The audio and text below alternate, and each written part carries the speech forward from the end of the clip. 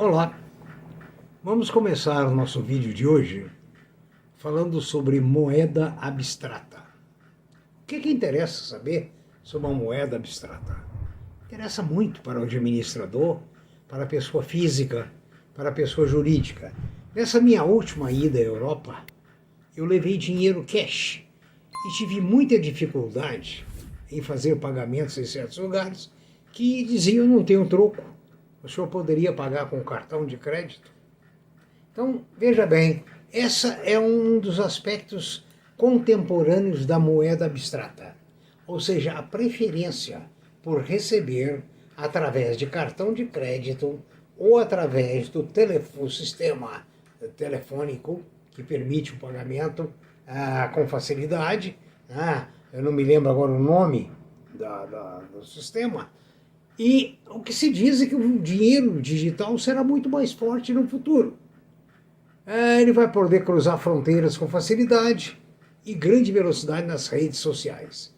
Veja bem, eu falei em Londres agora há pouco para vocês a dificuldade que eu tive em Londres e tive na Irlanda também, usar moeda. Tanto é que eu trouxe um pacote de moedinhas, porque não tinha jeito de passar para frente. Agora, em 1972, quer dizer, regredindo aqui, 30, 50 anos, eu fui estudar na University of South Florida, em Miami. Na Flórida, aliás, perto de Miami. Eu tive problemas sérios, porque naquela época só era permitido a remessa de $300 oficiais através de um banco, com rigoroso controle do Banco Central do Brasil. O jeito era o quê? Quem podia comprar no paralelo, ou seja, no black market, consequentemente pagando muito mais caro pela moeda. E isso foi evoluindo, os limites passaram a aumentar e os sistemas passaram a mudar. Ou seja, o dinheiro passou a ser transferido com facilidade, independente do Banco Central. Enquanto dependia do Banco Central, estava todo mundo amarrado. Depois que passou a ter as financeiras, que recebiam moeda, digamos, em reais, remetiam libras ou remetiam outra moeda, ficou, então, muito mais fácil. Então, esse comportamento abrirá, certamente, está abrindo um outro universo. Você pode comprar ações, transferir o dinheiro sem limitação de valor, sem a interferência do Banco Central. Pode ser que, conforme o valor, a Receita Federal possa te interpelar no futuro a origem daquele dinheiro. Mas isso é outra história. A história é que o dinheiro digital está aí. E veja bem, uma coisa interessante. Quando nós iniciamos os vídeos em administração financeira, eu falei sobre o início da economia. Falamos sobre o escambo, que era a troca de mercadoria por mercadoria. O sujeito que precisava de toucinho, então ele dava uma perna de uma vaca em troca de tanto de toucinho, e isso era imperfeito. Surgiram as primeiras moedas locais, emitidas pelos lords, mais tarde pelos governos, né?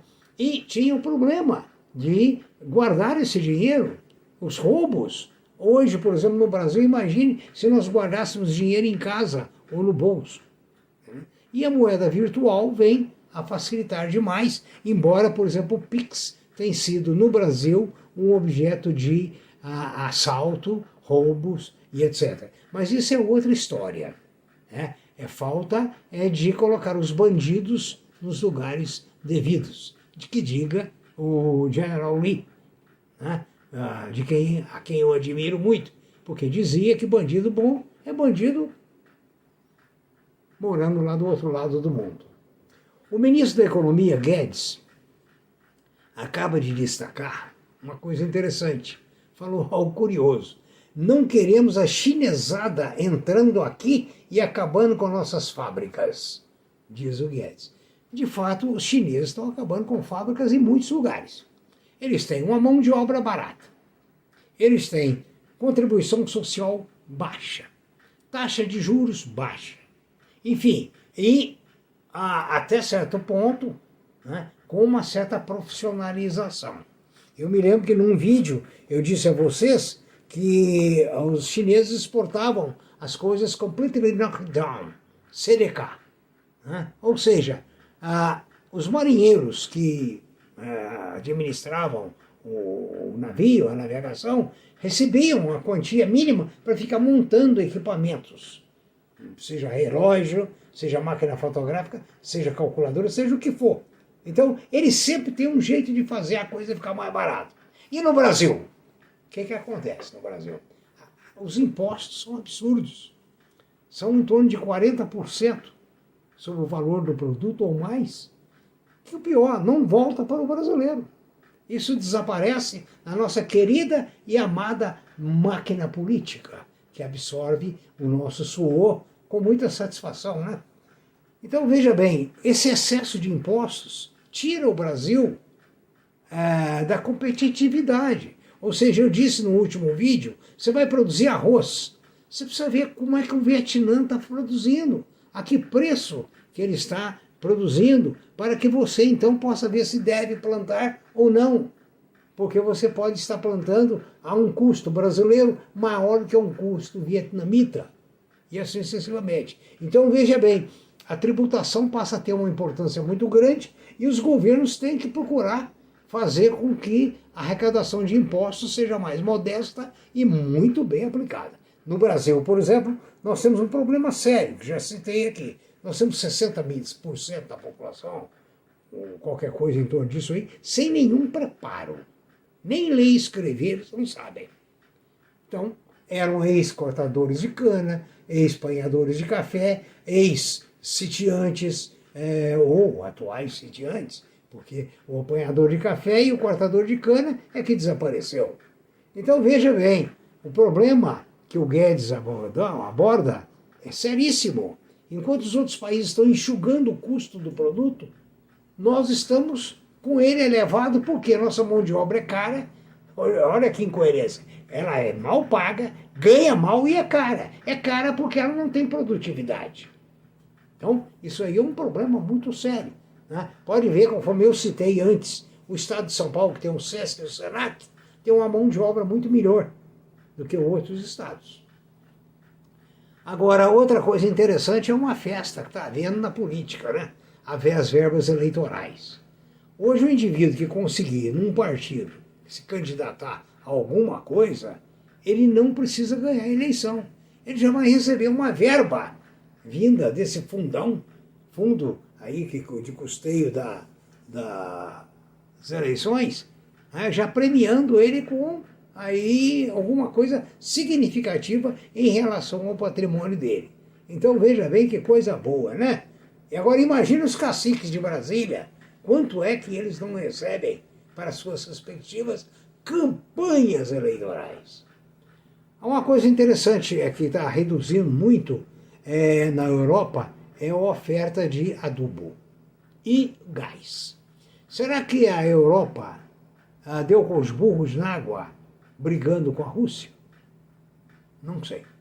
A redução da oferta de adubo e gás na Europa está comprometendo a produção de certas empresas. Eu me lembro muito quando eu estive na Polônia, que após a Segunda Guerra Mundial, devido ao frio, né, foi necessário queimar as florestas, hoje já reabilitadas. Por quê? O frio lá é terrível, não é como aqui.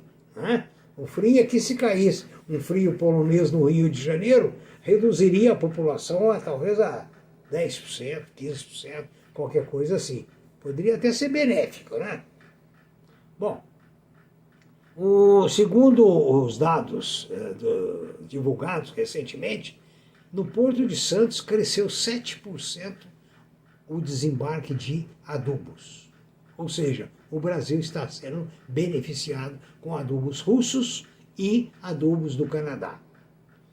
Agora, outra coisa interessante, vamos voltando à Idade Média, a idade dos veleiros.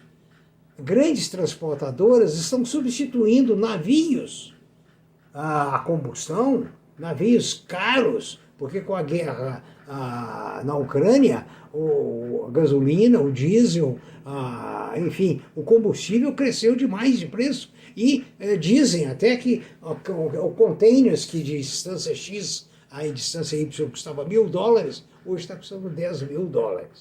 Então eles decidiram fazer navios à vela. E interessante que a reportagem traz é que tem navio à vela que carrega uma carga muito significativa, economizando demais, porque ele funciona com um pequeno motor apenas para acionar. Depois, com energia do vento e energia solar com painéis.